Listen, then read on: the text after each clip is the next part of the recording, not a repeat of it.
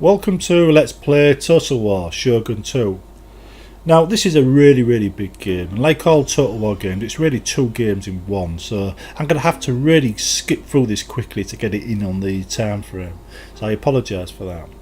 Now what you're going to see first is the multiplayer features. You get an avatar which is set up. He goes up through experience when you're playing online.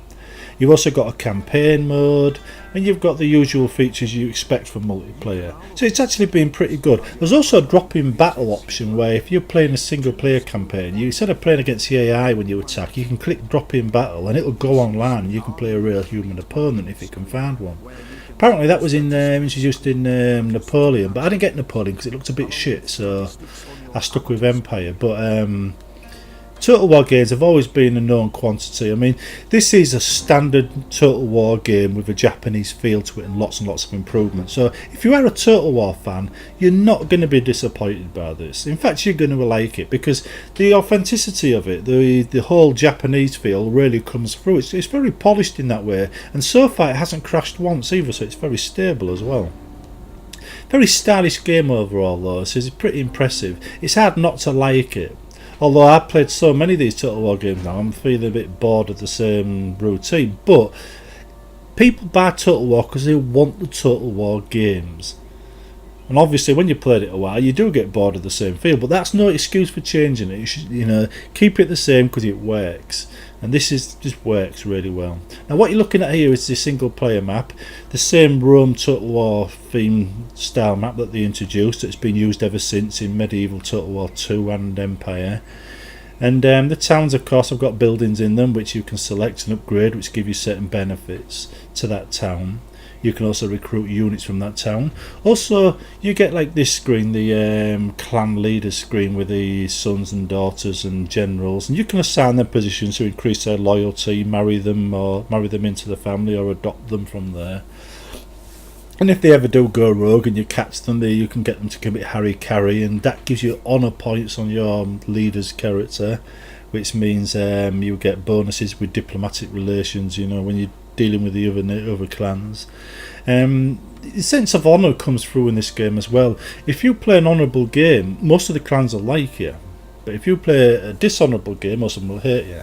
As you can see here, if you click on the various clans, it shows you the relationships to the clans around them. Like all the red ones are their enemies and the green ones are their friends, so you can see straight away who likes who. In my case, most people like me because I played a fairly honourable game, and anybody that saw the nastier side of me has been defeated in this because I own this whole island, and later on I went on to win this game. But anyway, the armies you see on the map can actually hire units directly, so I can get my general to request units from any of the towns by clicking on the general and just clicking recruit, and they'll all march off to him, providing he's not across the sea someplace, because these units won't cross seas. But right clicking on any unit brings up the unit information screen as well, so you can get a lot of information in game now. There's also an encyclopedia in game, which is quite good, because in the past you had to buy a special strategy guide to get the detailed information. Now it's available in the game. I mean, of course it's not as good as a strategy guide, but it's still good enough to get you into the game and understand the basics. The strategy guides actually inform you how the mechanics work, like the bonuses for charging uphill, because Total War games have always been about bonuses. You get a bonus for attacking from a hidden position, you get a bonus for being in forests if you're a certain type of unit, you get a bonus for for defending a hill. So basically a good player will look at a map and he'll just see a bunch of numbers, and when the numbers add up in his favour, that's when he fights. This is why the strategies work, by the way, because the strategies all have a bonus to go with them, which adds or subtracts from a unit's effectiveness, which means most strategies actually do work. Now what you're looking at here is the food options here. Now a town can upgrade its farms to produce food, and then you upgrade the fort, which makes it more stable, stops the revolts, but the fort uses food as well. So you've got to watch the food coming in from the farm and the food being used by the fort, and make sure that you never run out of food, because if you do, your whole nation will start revolting. Now there's a number in the bottom corner, which I'll show you in a minute, which gives you the total. But when you're playing Total War for the first time, always make sure you've got more food coming in and going out. And you do that by not upgrading every town's fort all the way. Just upgrade key ones, and then upgrade the farms as much as you can. But to get the farm upgrades, you've got to actually select, there's a special area, I can't remember what it's called, but you get special upgrades which you select, which allows you to upgrade the farm. So you don't need to update up the fort to upgrade the farm, you just got to do the right research. So you do the right research, upgrade all the farms, and then you upgrade the forts as needed. You have a couple of good ones which you upgrade all the way, and upgrade the farm, well, upgrade the rest to stop revolts when they get big, because your towns will continue to grow, you see. So you need the forts to keep them in line eventually.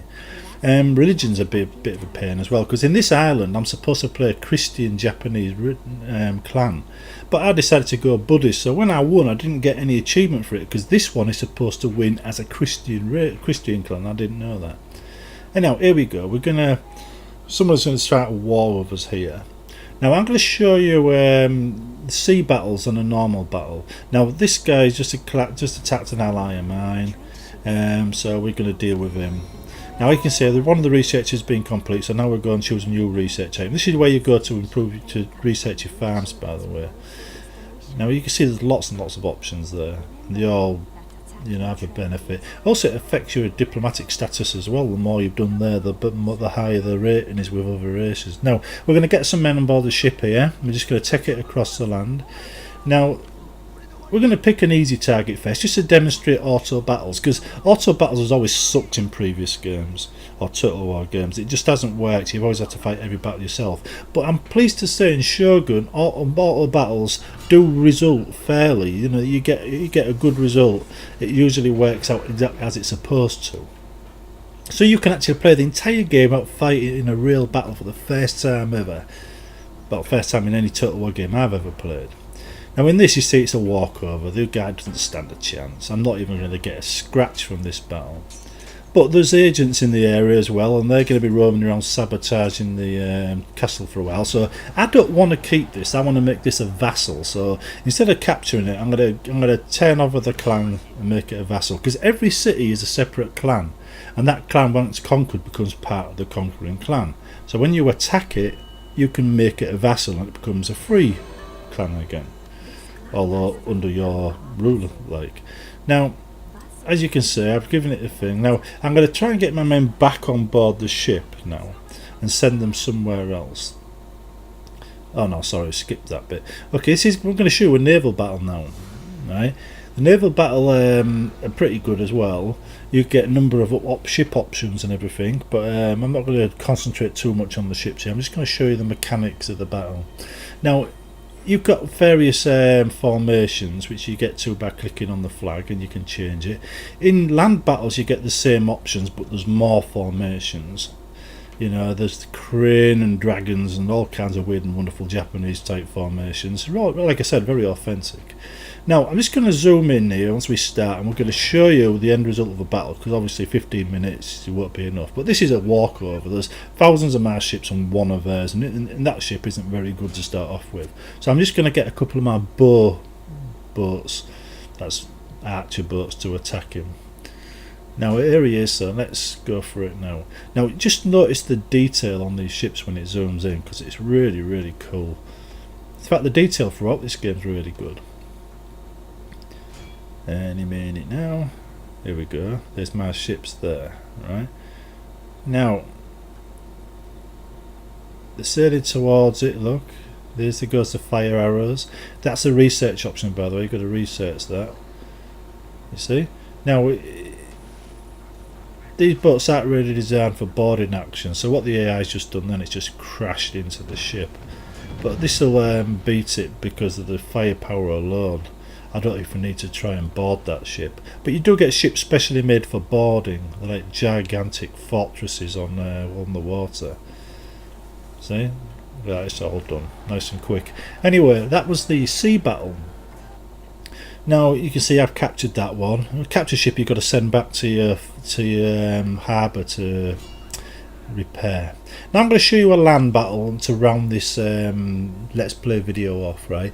Now deployment is the same as it's always been in Total War games, and you can use the control keys, control 1, control 2 to assign hotkeys to groups, you know, holding down control and selecting different units and then pressing control 1, 2, 3 to assign a key to them, that type of trick. You've also got the flags in the bottom corner near the portrait where you can assign formations as well. But if you look, you've got a kind of DirectX 10 feel about this game now, and I'm told DirectX 11 will be supported soon as well. You see the atmosphere and the weather? This is one of the cooler aspects of Shogun. The weather looks really nice, but the maps aren't really that different from any of the others, you know, that you've seen, just a little bit more updated. The trees look nice, of course, you know, and some of the battles in the forts look really, really nice, especially the big forts. Because the terrain is not all flat, sometimes you get massive mountain ranges and stuff.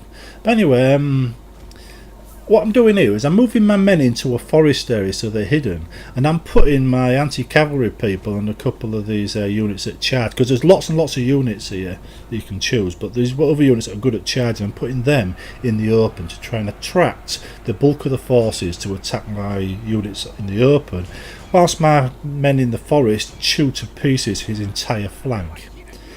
And it actually works as well. There we go, I'm charging them in now. Now, these men attacking there don't really stand any chance against my men there. Now, if you notice, I actually placed ninjas out in front, outside my deployment area at the beginning of this battle. Right? They're now in position in that forest, there you go, right there, about to take on his advancing troops. Now, they're taking on about 2 units there. They're only a small group of ninjas, but just watch. See the explosions? They're very effective, ninjas are. They're not very big, and you don't really want to engage them in open battle, but stick them in an ambush position. They're mean.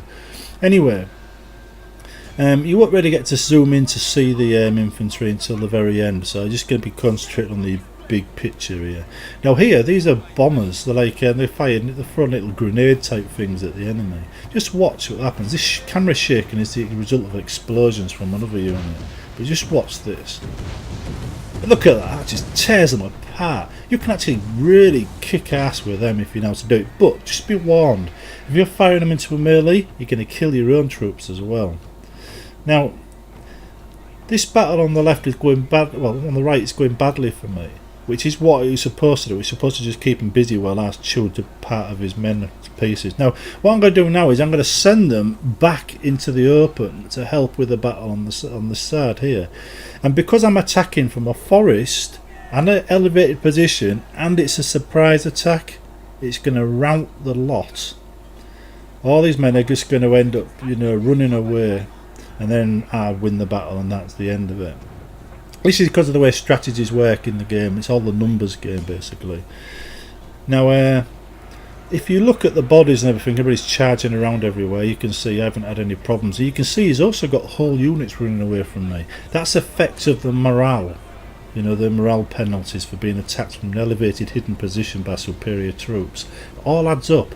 In the old games, -12 used to be the maximum morale modifier you could inflict on an enemy or gain yourself. I don't know what it is in this game, but it still works the same way as it worked in all Shogun games, well, Total War games. Anyway, the actual game itself is absolutely excellent. It's typical Total War, you know. It's nothing you wouldn't expect from a Total War game. They haven't tried to change it in any way, so you're going to get what you expect from it. But it's got a very, very, very strong Japanese feel about it all. The amount of units in it are great, and they've all got special abilities as well. So you've got to use them in the right circumstances, which means those people that love that kind of thing are really going to be at home here. But anyway, I've won this battle. As you see, all worked out my plan. Right, proof that strategies do work in this game. There's the battle report. Now, we're going to be finishing this in a minute, so I'm going to say goodbye and just waffle a bit until the end of the video. But if you actually played Total War, you'll know what this is about. If you haven't, and you like strategy games, then this is really the only game you can buy that offers you a chance to be strategic in your strategy games. All the rest are just Russia games, really. Anyway, hope you enjoyed it. See you next time. Ta-ra.